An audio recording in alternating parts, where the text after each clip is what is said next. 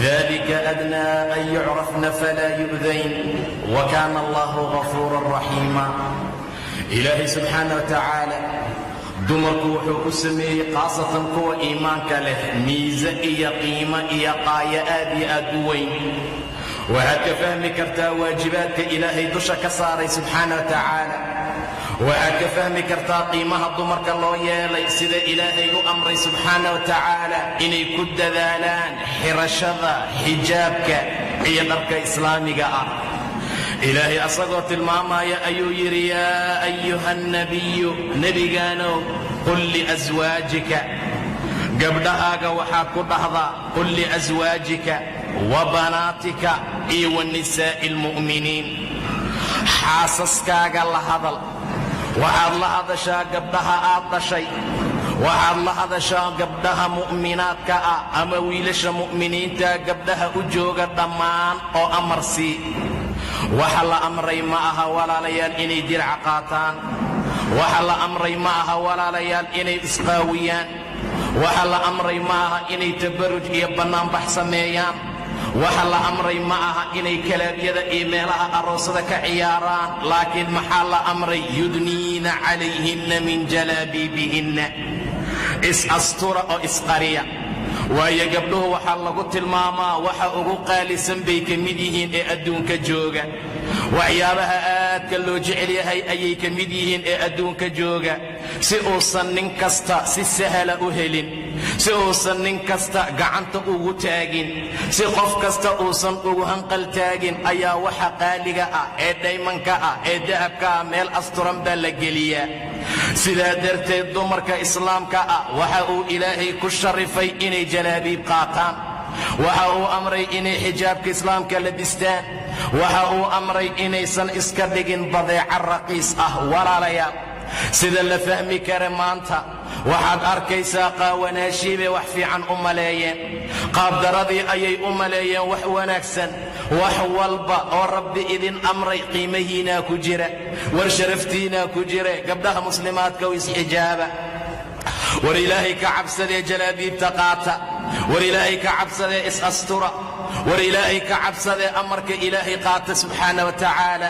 nebiga sala allahu calayhi wasalam laba qolo ayaa imaan doonta gadaashay buu yidhi. laba qolo ayaa imaan doonta aakhiru zamanka. qoom koowaad wuxuu ku tilmaamay dad xaqdarra ku socda. waxay wataan guruume iyo ulal aad u mooda saynta lo'da oo kale. dadkay ku garaacaan oo xaqnimay ku garaacaan. magacoodu waa magac ka mida magacyada naarta suu nebigu tilmaamay sala allahu calayh wasalam. subaxii markay rawaxayaan carro allay ku baxaan, markay soo caraawayaan galabtiina saqad iyo xanaaq allay ku soo noqdaan subxaana wa tacaala.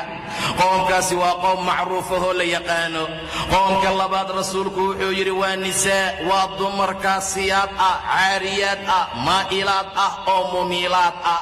sida loo raadinayaa la arkay gabdha 18 jira ah oo kalaab ka tumanaya, surwaal iyo funaanad bay wataan, islaamnimay sheeganayaan, ummaddii nebi moxamed bay sheeganayaan, soomaalinimay sheeganayaan. innaa lilaahi wa innaa ilayhi raajicuun.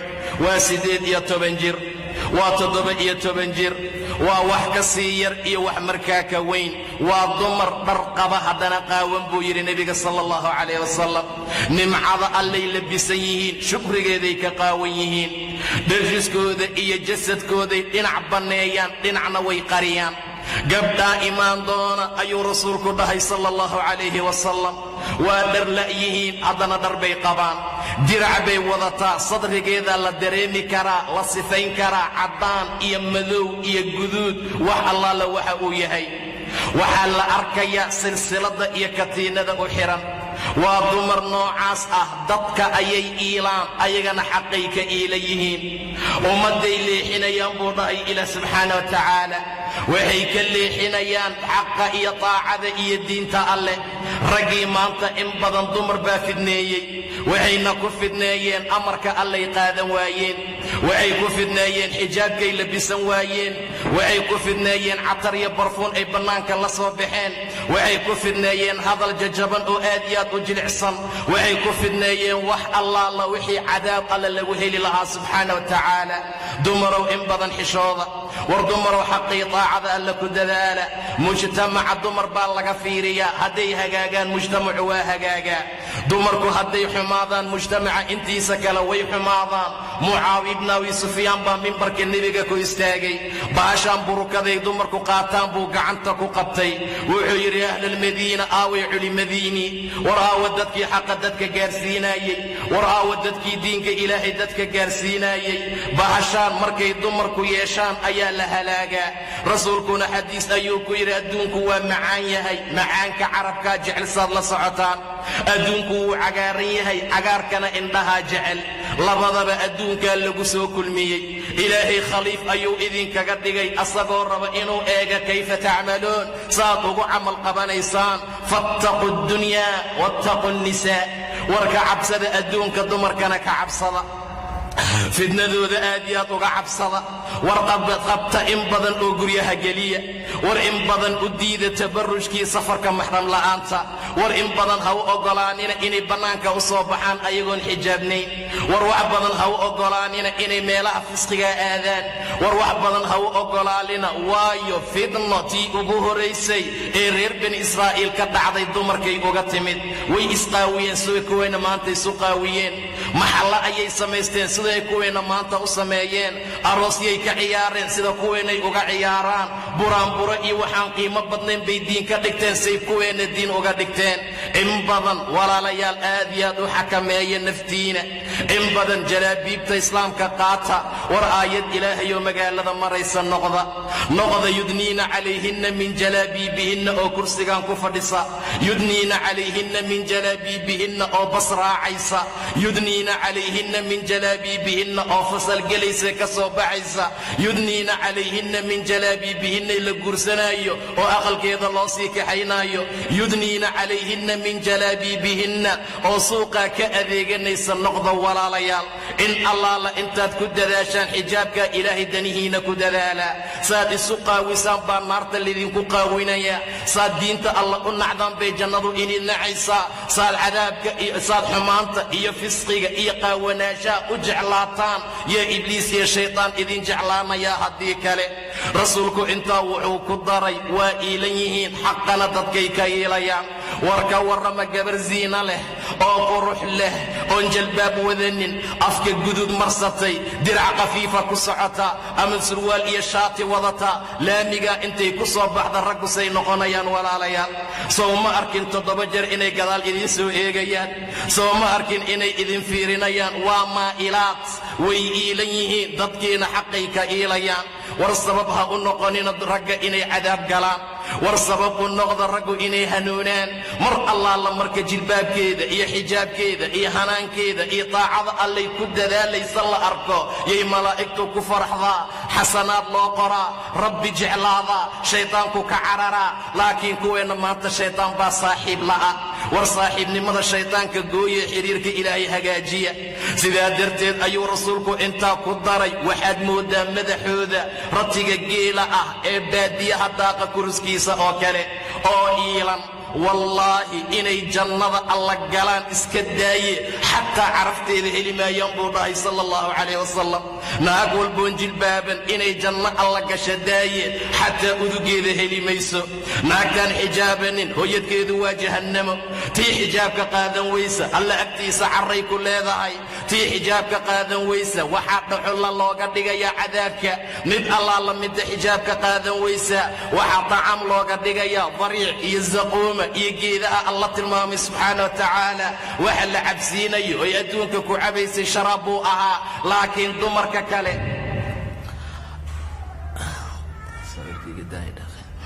laakiin dumarka kale ee cadaabka la galay ee ilaahay subxaana wa tacaala xijaabkiisii inkiray oo diiday, waxa ka yimaadeen dheecaan ah, kaasaa sharaab looga dhigayaa. inna lillahi wa inna ilayhi raajicuun.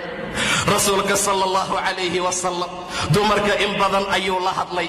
waxyaabaha uu faray ee uu amray waxaa ka mid ah in xaqa iyo wanaagga lagu dadaalo, in diinta ilaahay dhabnimo loo aamino, in rabbi subxaanahu wa tacaala laga cabsado, khayrka iyo wanaagga in aad iyo aad loogu socdo. dumarku in allaala intay xijaaban yihiin bay khayr iyo wanaag u dhow yihiin. ilaahay intaa markuu sheegay ayuu yidhi yudniina calayhinna min jalaabiibihinna, waxaad iska soo raaricisaan dharka jalaabiibta lagu magacaabo. moodeelada maanta soo baxay iska ilaaliya. waxaad arkaysaa dhar aan xijaab ahayn oo ay dumarku xijaab ka dhiganayaan. way soconaysaa, way xijaaban tahay, haddana gollonkeedaa bannaan. way socotaa, way xijaaban tahay, horaadyadeedaa la arkaa. way socotaa, way xijaaban tahay, barfuun baa ka soo carfaaya. way socotaa, way xijaaban tahay, say sheeganayso, haddana dharkii baa ku dheggan. xaaladda noocaas ayaynan dhicin. gabar walba oo ilaahay agtiisa khayr iyo wanaag ka rabtay daacada alle ku dadaal. waad u jeeddaa nebi moxamed inuu janno leeyahay geli mayso. waad u jeeddaa inuu leeyahay arki mayso uduga iyo carafka jannada. 500 oo sano meel loo socdaa laga carfiyaa jannada. intaasi waa qiimihiina iyo qaayihiina. dumarkii maanta qaar baa ololaynaya, waxay ku dadaalayaan oo ay u ololaynayaan waxay tahay xuquuqaadkeennii hanala siiyo. war haddii ilaahay islaamkaa dhigoodan dibi caabudaynin, war haddii laa ilaaha ila allah orahdaadu ay tahay, war haddii moxamedun rasuulullah aadanka tegaynin, mar kastoo xayi cala asalaad aad maqashaad salliga ku istaagayso, war mar allaala markaad soo baxaysa haddaad jalbaab iyo xijaab ku soo baxayso, haddii guriga laguugu asturee odaygaagii la amray inuu bannaanka ka soo kasbo, meel allaala meeshuu geli karoo xalaala uu galo, qashinka la qaadaayo hadduu kaa qaado bannaanka laguu geeyo, waxaad u baahan tahay oo kale maxaa waaye? war xuquuqaadka dumarkuay raadinayaan maxay tahay? ma in la qaawiyaa? ma in xafiis la fadhiisiyaa? ma in nin u soo galaa? ma inay sirwaal qaadataa? ma inay masarka iska dhigtay timaheeda bannaanka keentaa? xuquuqaadkay raadinayaan waa intaa. war xuquuqaadka allah idin siiyey ma ogtihiin mar hore in laydin aasi jiray? war gabar walboo da'daa gabadhaa meesha fadhisaa gaarta, waa xilliga ay gawmaha iyo ciyaalku ay soo kacayaan. inta god laydin qodaa laydinku duugi jiray. ilaahay baa diiday subxaana wa tacaala. waidaa bushira axaduhum bilunfaa dalla wajhuhu muswaddan wahwa kadiim. haddii gabar loo dhalo waa xumaanayey, wejigiisaa madoobaanayey. gabar loo dhalay waxaad mooddaa 70 lacanadood inay wejiga ka saaran tahay. ظل وجهه مسودا وهو كظيم يتوارى من القوم من سوء ما بشر به. بنانك ما soo baxaya waaya gabar baa loo dhalay, wax idinkaga dandarnaa ma jiray, wax idinkaga foolxumaa ma jiray. walaalayaal, aabbihii ku dhalay hadduu ragga iska qariyo, aabbihii ku dhalay hadduu iska qariyo dadka, hadduusan akhyaarta soo ag fadhiisanaynin, hadduusan dadka akhyaarta ag imaanaynin, yatawaaraa, waa dhuumanaya, waa isqarinayaa. xumaantii loogu bishaareeyey laba mid bay ahaan jirtay: ayumsikahu calaa huun am yadussahu fi turaab.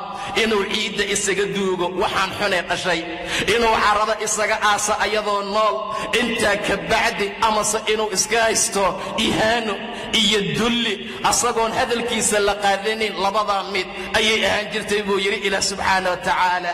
dullinidaa loo dhalay ayuu diidan yahay, ayaduu rabaa inuu xabaalaha isaga aaso. qaar baa la tilmaamaa intay u soo qubeeyeen, ay dar u soo labiseen, ay dahab u soo geliyeen, godna ay u soo qodeenuu wadaa. garkay ciidda ka tirtiraysaa oy leedahay aabbe aabbe, asna wuxuu u wadaa inuu godka ku rida laa ilaaha ila allah. dhaxaasaa alla idinka badbaadiya subxaana wa tacaala. surwaalaad u qaylinaysaan oo waxaad u ololaynaysaa in xafiis laydin fadhiisiyo, waxaad u ololaynaysaa in dharka laydinka dhigo, waxaad u ololaynaysaa inaad baxdaan. xaaladdu sidaa ma aha walaalayaal. xayaatadan xayaataa ka dambaysa. aabbe aabbe way tirtiraysaa carradii godkuu qodaayey yaa garka uga taala. aabbe aabbe ayadoo lahu qabanaya, markaasuu ku tuurayaa, markaasuu godkii ku ridayaa. sayxadeedii qayladeedii oohinteedaa la maqlaa laa ilaaha ila allah. xaaladaasaa ilaahay idinka soo koriyey subxaana wa tacaala. waida almaw'uudatu su'ilat, tii xabaalaha lagu xabaalay ayaa la su'aalayaa buu yidhi ilaahay subxaana wa tacaala. marka la su'aalo gabadhii nolosha lagu duugay, aaway kii duugay? warkii laga gardarnaa haddii maxkamadda la saaray kii gardarnaa ka warrama say xaaladiisu noqonaysaa intay goorgoorday jalaabiibta tasho walaalayaal waxaan aad uga digaya gabdhaha xijaabka moodeelada wata ilaahay ka cabsada subxaana wa tacaala waa xijaabkii raaska waa xijaabkii